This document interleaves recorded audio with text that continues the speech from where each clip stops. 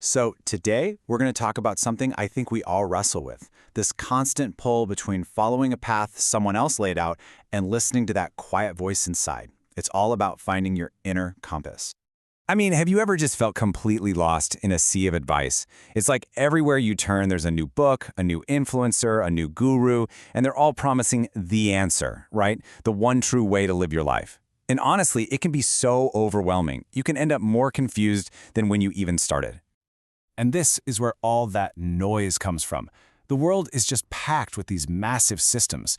We're talking religion, philosophy, self-help methods, ancient traditions, you name it.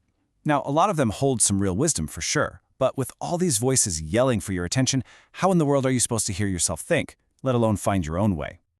But let's be super clear here. The point isn't to just dismiss all of these paths and traditions. Not at all. In fact, when we're searching for something more, they can be amazing starting points. A really helpful way to look at this is to see them as tools, you know? So for example, a guru can point you in a direction. A religion can give your life some much-needed structure when things feel chaotic. A philosophy can help you clarify what you actually believe. And a specific method, well, that can give you discipline. So they absolutely have a purpose. And that brings us to the most crucial point of all. While these things are fantastic tools, that's what they are, tools.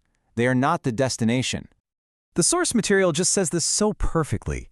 Many of them carry wisdom. Many of them hold light, and yet none of them can walk your journey for you.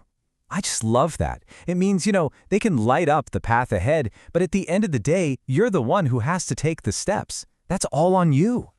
This leads us right into this classic, ancient metaphor that perfectly explains the biggest danger we face on any spiritual or personal journey. It's the risk of getting the guidance confused with the actual goal.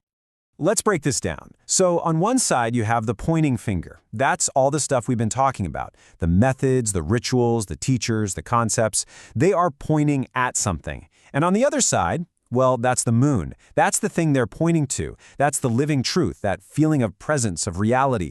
It's your own inner authenticity. And boom, there it is, the central trap. The biggest danger is that we start staring at the finger. We get so obsessed with the method, the ritual, the specific teacher, that we forget to actually look up at the moon. We end up worshiping the signpost instead of going where it points. And the consequence of this is huge. The moment we give all of our authority to an outside system or person, we're essentially unplugging our own inner guidance system. We hand over our personal power, and we stop listening to that deep inner knowing. Okay, so if these external systems can't be our ultimate authority, then what can? The answer, according to the source material, is something we've had all along. It's our own inner compass. And that compass has a name: authenticity. It's defined as the quiet, steady truth beneath all noise, the compass of the soul. It's not about finding some new loud belief to shout about. It's actually the opposite. It's about getting quiet enough to hear that steady signal that's always, always been there. Now, this is a really, really important distinction to make. Being authentic doesn't mean you have to become a rebel and reject everything. It's not about tearing things down just for the sake of it. It's about alignment. It's about learning to feel what truly, deeply resonates with you and gently letting go of the things that don't. So what does this actually look like in practice? Well, it boils down to a few things. First, you can use these paths and methods, but don't let them become a prison.